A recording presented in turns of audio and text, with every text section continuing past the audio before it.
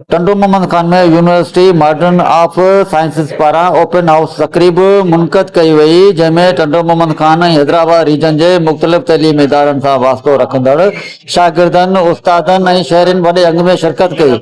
तकरीब जो मक़सद नौजवाननि के जदीद तैलीम, मुख़्तलिफ़ मेडिकल शोबन में दाख़िला के मौक़नि, कैरियर के रस्तनि ऐं मसनूई ज़हानत समेत जदीद टेक्नोलॉजी बाबत आगाही फराहम करणु हो। ओपन हाउस दौरान यूनिवर्सिटी के मुख़्तलिफ़ शोबन जा स्टॉल लगाया विया, जिते शिरकत कंदड़नि के जदीद तैलीमी सहूलतनि, दाख़िला पॉलिसी ऐं मुस्तक़बिल के कैरियर मौक़नि बाबत माहिरनि पारां रहनुमाई फराहम कई वई। उन मौके ते मुख़्तलिफ़ स्कूलनि ऐं कॉलेजनि के इम्तिहाननि में नुमाया पोजीशन हासिल कंदड़ शागिर्दनि ऐं शागिर्दियाणियुनि जी हौसला अफ़ज़ाई कंदे खेनि एज़ाज़ी सर्टिफिकेट ऐं इनाम पिणु ॾिना विया। असांजो डिपार्टमेंट है MLT department, medical laboratory technology.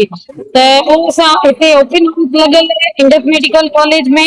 त जेके भी स्टूडेंट इंटर पास आउट कया या इंटर में त उहे अचनि त यूनिवर्सिटी ऑफ मॉडर्न साइंस में, ऐं जेके भी हिते अलॻि अलॻि डिपार्टमेंट विजिट कनि त उते एडमिशन वठणु चाहिनि। मॉडर्न साइंस जो ओपन हाउस रखियो है एजुकेशन एक्सपो, उनमें उनकी कोशिश ये हुई कि असांजे बराड़ी के ॿारनि के जेको आहे अवेयरनेस ॾिनी वञे, कैरियर काउंसलिंग कई वञे कि हुननि जे मुस्तक़बिल लाइ कहिड़ी कहिड़ी जेको आहे न अपॉर्चुनिटियूं आहिनि।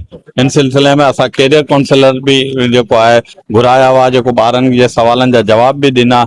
ऐं असां इन एक्सपो में जेको आहे मेडिकल रिलेटिव ऐं जनरल इंफॉर्मेशन ऐं बीबीए जा ॿिया सब्जेक्ट हुआ, उन जे मुतालिक़ स्टॉल भी लगाया कि ॿार हुननि खे समझी सघनि कि असांजे मुस्तक़बिल लाइ कहिड़ी फ़ायदेमंद है। के साथ हमारे 30 स्टूडेंट्स आए सिटी स्कूल जना कैंपस से, वो विजिट कर रहे हैं, वो नॉलेज ले रहे हैं सारी, और ये इनके लिए बहुत हेल्पफुल होगा। अच्छा प्रोग्राम है और ना सिर्फ स्टूडेंट्स को इससे फायदा होगा, खुद इस ऑर्गेनाइजेशन को भी होगा।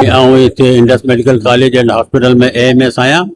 हे जेका असां अॼु ओपन हाउस करे हिकु सेशन कयो आहे, हिनमें जेका ॿार स्टूडेंट जेका 9 जा मैट्रिक जा फर्स्ट ईयर इंटर जा आहिनि, उन्हनि खे ओरिएंटेशन मतिलबु हर ॿार सम्झे थो त मूंखे छा थियणो आहे, मूंखे डॉक्टर थियणो आहे, मूंखे इंजीनियर थियणो आहे, मूंखे को लैब असिस्टेंट थियणो आहे, यानी कि मुस्तक़बिल आर्मी में वञिणो आहे, रेंजर्स में वञिणो आहे। हर इंसान जी ज़हनी इतिरा अलॻि ई हूंदी आहे, त उहो पंहिंजे ज़हन सां सोचंदो आहे त वरी हू हिकिड़ी शइ खे टारगेट कंदो आहे त मूंखे हीउ थियणो आहे।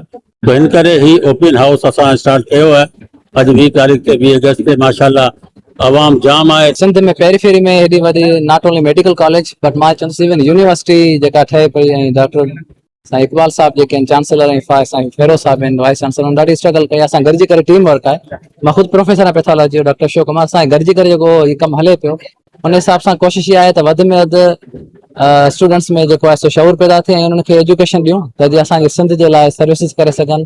ऐं ॾाढो फ्रेंडली एटमॉस्फेयर आहे हिते, स्टूडेंट्स खे वधि में सपोर्ट कई थी वञे। असां प्रोफेसर थी करे स्टूडेंट्स खे वेलकम। असांखे जाम सुठो पियो लॻे त हिते माण्हू एक्सप्लोर करण आया आहिनि। असांजी यूनिवर्सिटी जाम सुठी आहे, जेके टीचर्स आहिनि, फैकल्टी आहे, वो जाम कोऑपरेटिव आहे। हिते जे जेके लैब्स वग़ैरह आहिनि वो जाम सुठियूं आहिनि। पार्ट्स वग़ैरह सॼा एक्सप्लेन कया आहिनि। हिते जेके ॿार अचनि पिया तैलीमी मतलब हिसाब सां त असां उन्हनि खे हर तरह सां एक्सप्लेन करियूं पिया त ही शयूं हिते आहिनि, ही फैसिलिटीज़ आहिनि। ऐं असां जेके एडमिशन वठी हुजे असां प्रमोट करण जे लाइ ही इवेंट कयो आहे ताकि हिते अचनि ऐं ॾिसनि। असां इन जे लाइ ही सॼी भरपूर तयारी कई आहे। नई नई शइ सिखण लाइ बाक़ी मिली वेंदियूं आहिनि। मेडिकल में फील्ड में डिस्पेंसर थी हलियो, पैरामेडिकल्स में ॿियूं एक्सरेस वग़ैरह थी हलिया, सिटी स्कैन्स थी हलिया, ई वग़ैरह में माना अगरि तबी इमदाद ॾिनी वञे कि ओचिती मरीज़ हुते बीमार थी तो वञे, कंहिं जगह ते को डॉक्टरी वग़ैरह का मौजूद कोन्हे, तो उते फर्स्ट एड ॾियण लाइ तमामु ज़रूरी फील्ड है। और इस तरह से डिफरेंट हैं जो 18 कोर्सेज हैं और इसका सर्टिफिकेट गवर्नमेंट का है और इसके बहुत बड़ा स्कोप है कि पैरामेडिकल के बगैर कोई भी हेल्थ सिस्टम नहीं चल सकता। हम बदिन जो वेंदड़ शागिर्द आहियां ऐं इस्लामिया गवर्नमेंट कॉलेज खां आयो आहियां ऐं हिते असां ॾिठो त हिते तमामु घणो वॾो प्रोग्राम थी रहियो आहे ऐं ईअं ई थियणु खपे, छो जो को एजुकेशन में माण्हू इलाही सिखंदो आहे। हिते असां बिल्डिंग ॾिठी तमामु सुठी थी ऐं हिते प्रोग्राम तमामु बहितर थी वियो। हिते असां पान बि खाधोसीं ऐं हुन खां अलावा प्रोग्राम अटेंड कयो, ॾाढो मज़ो आयो। शहर में आयो आहियां, प्रोग्राम में अची करे असांखे तमामु वधीक ख़ुशी थी त असां प्रोग्राम में पार्टिसिपेट कयो। कैमरामैन बाबू कुंभार सां गॾु नियाज़ ख़ास के लिए मेहरान TV न्यूज़ टंडो मोहम्मद खान।